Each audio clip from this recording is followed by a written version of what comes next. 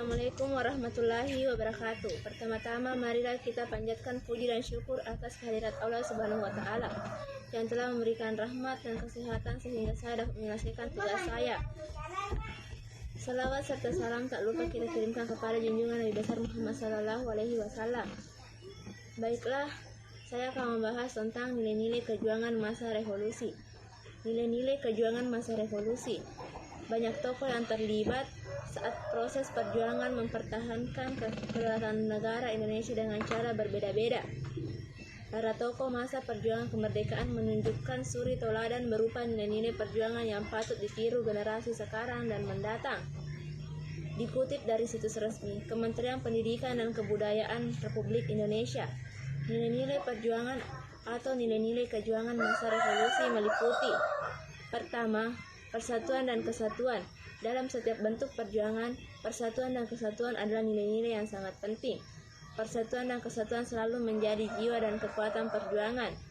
Nilai persatuan dan kesatuan cocok dengan jiwa bangsa Indonesia. Dalam menghadapi kaum penjajah, untuk mencapai kemerdekaan Indonesia, dibutuhkan persatuan dan kesatuan dari semua organisasi atau kekuatan yang ada meski terdapat perbedaan paham, ideologi, dan organisasi. Nilai persatuan dan kesatuan terlihat saat: pertama, anggota TNI melaksanakan dan rakyat bersatu padu di masa pelucutan senjata terhadap Jepang.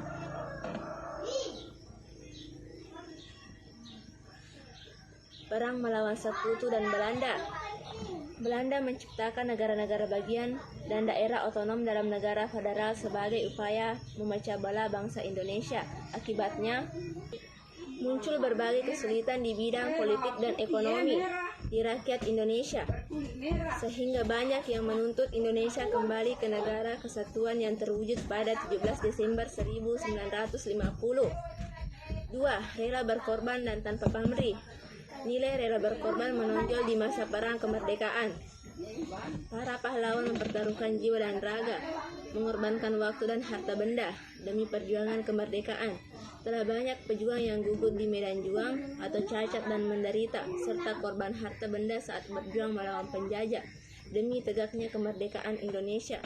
Contoh nilai rela berkorban dan tanpa pamrih terlihat dari Jenderal Sudirman yang berjuang dalam keadaan sakit dengan satu paru-paru yang berfungsi tetap memimpin perang gerilya sekitar 1000 km dalam waktu sekitar 6 bulan, menderita lapar dan dahaga, tetapi semangat perjuangan tidak pernah padam. 3. Cinta pada tanah air. Cinta tanah air adalah faktor pendorong yang sangat kuat bagi para pejuang masa revolusi di medan juang. Cinta tanah air menimbulkan semangat patriotisme di kalangan para pejuang untuk melawan penjajah. Sebagai perwujudan rasa cinta tanah air dan tumpah darah, maka muncul berbagai perlawanan di daerah terhadap para penjajah demi kemerdekaan tanah air Indonesia. Misalnya, perjuangan di Sumatera, Jawa, Bali, Sulawesi, dan daerah-daerah lain di Nusantara. 4.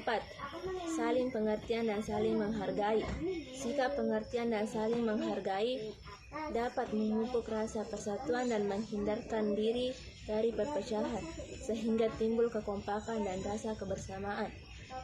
Nilai kejuangan berupa saling pengertian dan saling menghargai masa revolusi terlihat dari: pertama, perbedaan pandangan antara golongan pemuda Sultan Syahrir dan kawan-kawan dengan golongan tua Soekarno-Hatta dan kawan-kawan pada peristiwa Rengas Dengklok. Tetapi karena adanya saling pengertian dan saling menghargai, maka kesepakatan dapat tercapai. Kedua, tokoh-tokoh Islam yang menjadi panitia 9 dan PPKI memahami dan menghargai kelompok-kelompok lain. Kaum sipil lebih menekankan cara diplomasi atau perundingan damai, sedangkan kelompok militer menekankan strategi perjuangan bersenjata. Terakhir, pada agresi Belanda II, para pemimpin sipil ingin bertahan di pusat ibu kota sehingga ditawan Belanda, sedangkan kaum militer ingin gerilya di luar kota. Baiklah, itu yang dapat saya sampaikan. Lebih dan kurangnya mohon dimaafkan. Wabillahi taufiq wal hidayah. Wassalamualaikum warahmatullahi wabarakatuh.